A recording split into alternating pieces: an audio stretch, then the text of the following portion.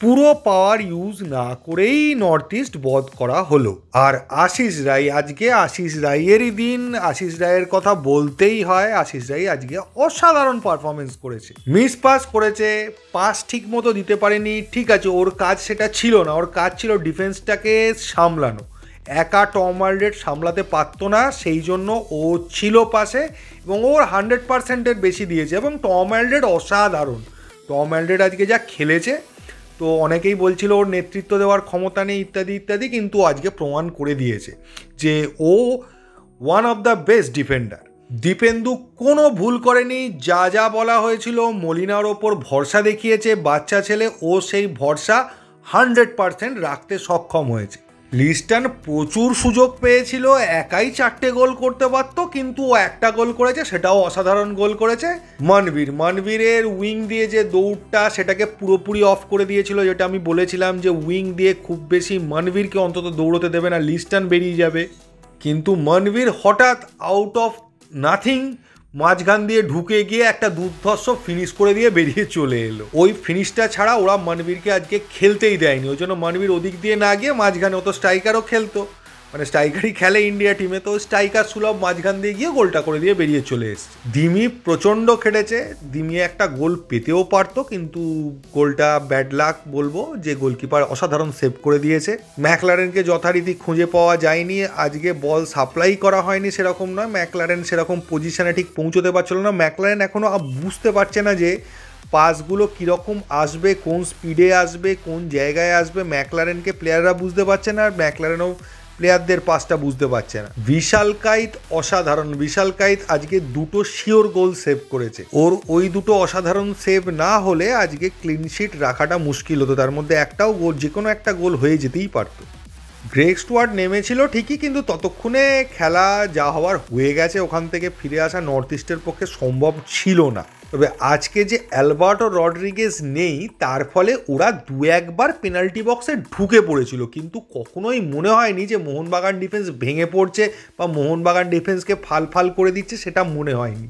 আপুইয়া একাই ব্লকিং করেছে, সাহাল তো ব্লকিং করে না। সাহাল খেলার চেষ্টা করেছে, সবই করেছে সাহাল, গোলটা করতে পারেনি। মোহনবাগানের ডিফেন্সিভ থার্ডটা খুব ভালো খেলেছে, ওটাই আজকে সাফল্যের মেন কারণ। কিন্তু আমি মোহনবাগানের প্রথম ম্যাচে বলেছিলাম, একদম প্রথম আর্মির একটা কোনো টিমের সাথে খেলা ছিল বোধহয়, নেভির সাথে, তো ওই ম্যাচটায় মলিনা একটু একটু করে রেগুলেটরের মতো টিমের পাওয়ারটা বাড়াচ্ছিল, একজনকে নামাচ্ছে একজন। আজকেও ঠিক সেই রকম রেগুলেটরের মতো মলিনা খেলছিল। গ্রেগ স্টুয়ার্টকে রেখে দিয়েছে লাস্টে, ফাইনাল গিয়ারে কিছু না হলে 5 নম্বর গিয়ারে দেবে বলে। এক কথায় বললে এটাকে বলা যায় যে একটা প্রফেশনাল পারফরমেন্স মোহনবাগানের, একদম যতটুকু দরকার। আমি যেটা দেখলাম মলিনার কোচিংয়ে, এই জিনিসটা আমি নতুন দেখতে পাচ্ছি, যতটুকু দরকার, কোনো এক্সট্রা পাকামি করার কোনো ব্যাপার নেই। যেটুকু দরকার, যাকে হারানোর জন্য যা যে প্লেয়ার লাগবে তাদেরকে দিয়ে ট্রাই করো, না হলে অল্টারনেটিভ এগুলো আছে, এগুলো দিয়ে ট্রাই করো। ঠিক টাইমে ঠিক করে এগিয়ে যাওয়া, প্রয়োজন হলে তবে, না হলে দরকার নেই। অন্য যে কোনো কোচ হলে কি হয়, যে 2 গোলে এগিয়ে গেছি, নে আরও দেবো, আরও 4-5টা পুড়ে দেবো, আরও প্রেশার দিয়ে একদম ভেঙে যায় যে টিমটাকে আরও মুচড়ে দিই। মলিনা সেটা করে না। আমার মনে হয় মলিনা তার টিমের পুরো শক্তি বা পুরো কম্বিনেশন কখনো দেখাতে চায় না, সেটা সে ফাইনাল ইম্পর্টেন্ট ম্যাচগুলোর জন্য রেখে দিতে চাইছে। আমি গতকালের ভিডিওতেও বলেছিলাম যে 3 বিদেশি, না তার আগের দিনের ভিডিওতে, না গতকালের দুদিনের ভিডিওতেই বলেছিলাম যে 3 বিদেশি নিলেই একমাত্র টিমের প্রপার পজিশনে প্রপার প্লেয়ার খেলানো যাবে। মলিনা তাই করেছিল আজকে প্রথম থেকে। 4 বিদেশি খেলানো মানে আপনার অ্যাটাকিং মিডফিল্ড জায়গাটা আর একটু বেশি অ্যাটাকিং হয়ে যাবে ঠিকই, কিন্তু ব্যাপারটা হচ্ছে সেক্ষেত্রে আপনার ব্যালেন্সটা ঠিক মতো থাকবে না। তো সেই ব্যালেন্সটা রাখার জন্যই 3 বিদেশিকে খেলানো হয়েছে। তবে লিস্টন আজকে ম্যান অফ দ্য ম্যাচ হতেই পারতো, লিস্টনের সেই সুযোগটা ছিল। প্রথমেই 9 মিনিট 18 সেকেন্ডে লিস্টন যে শটটা মেরেছিল, ওর কপাল খারাপ ছাড়া আমি কিচ্ছু বলবো না যে বলটা মানে পোস্টের ইনসাইডে লেগেছে, তাও বলটা বাইরে বেরিয়ে এলো, ঢুকলো না ভেতরে। গ্রাউন্ডেড শট ছিল, ওটা একটা দুর্ধর্ষ লেভেলের গোল হতে পারে। 15 মিনিট 38 সেকেন্ডে সাহাল যখন ঢুকে পড়েছিল ভেতরে, তখনও সাহাল ওটাকে কনভার্ট করতে পারতো, গায়ে লেগে ডিফ্লেক্ট হয়ে গেল। তারপর 18 মিনিট 10 সেকেন্ডে একটা কার্লিং শট, যেটা আমি বলছিলাম গোলের দিকে আসবে, বিশাল রেডি ছিল, বলটাকে টাচ করে বাইরে বার করে দেয়, নাহলে ওটা একটা ডেঞ্জারাস শট ছিল, ওটা থেকে গোল হতেই পারত। 19 মিনিটের মাথায় লিস্টন একটা যে সুযোগ পেয়েছিল, যেটা দিমি বাড়িয়ে দিয়েছিল ওকে, ওই বলটা যদি এক টাচটা ঠিক করতে পারতো, ঠিক মতো টাচ করতে পারলো না, নাহলে ওখানে 2 নম্বর গোল হয়ে যেত লিস্টনে। 24 মিনিটে একটা থ্রেড তৈরি হয়েছিল, 24 মিনিট 30 সেকেন্ডে আজারে আমাদের বক্সের মধ্যে ঢুকে পড়েছিল, কিন্তু সেরকম কিছু করতে পারে। আবার 40 মিনিটের মাথায় নর্থ ইস্ট একদম ঢুকে গিয়েছিল, বলটা একটা টাচ দিলে গোল হয়ে যেতে পারতো, কিন্তু সেই সময় টম অ্যালড্রির একটা অসাধারণ ক্লিয়ারেন্স কর্নারের বিনিময়ে ওখানে গোলটা বাঁচিয়ে দেয়। আবার 44 মিনিটে ঠিক একইভাবে একটা কার্লিং শট মেরেছিল দিমি, কিন্তু বলটা কোণের দিকে রাখলে ঢুকে যেত, কিন্তু গোলকিপারের নাগালের মধ্যেই ছিল, গোলকিপার জাস্ট একটু জাম্প করে বলটাকে ফিস্ট করে দেয়। এছাড়া 45 মিনিটে টমের হেড থেকেও একটা গোল হতে পারতো, জাস্ট পাস দিয়ে বেরিয়ে গেল কর্নার থেকে, টম খুব ভালো হেড নিয়েছিল ওটা।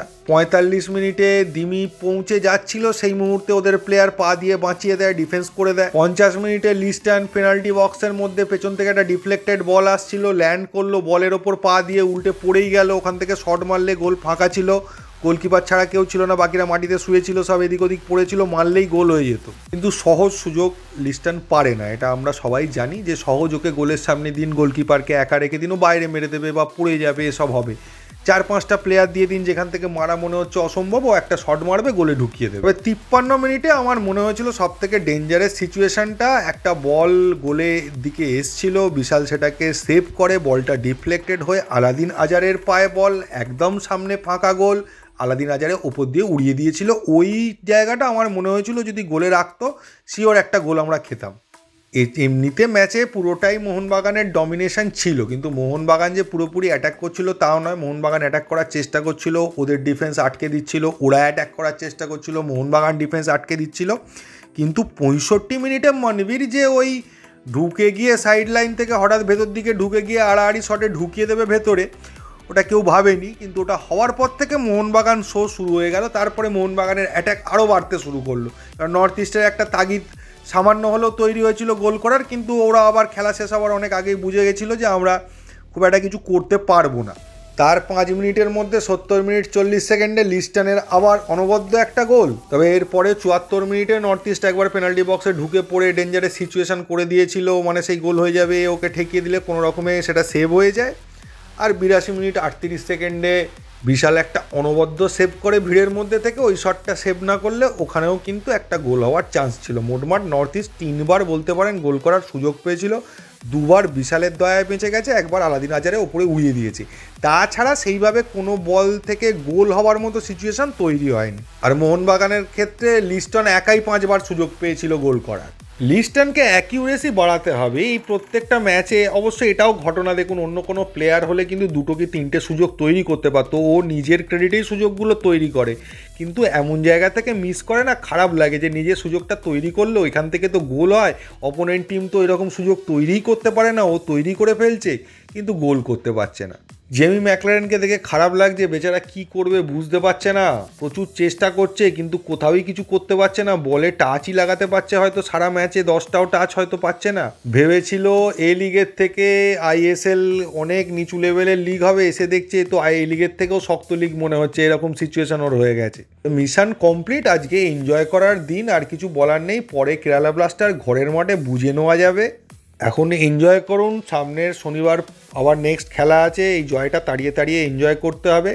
তো এই ভিডিওতে এইটুকুই, যদি ভিডিওটা ভালো লাগে তবেই চ্যানেলটাকে সাবস্ক্রাইব করবেন কিন্তু। থ্যাংক ইউ, ধন্যবাদ এবং জয় মোহনবাগান।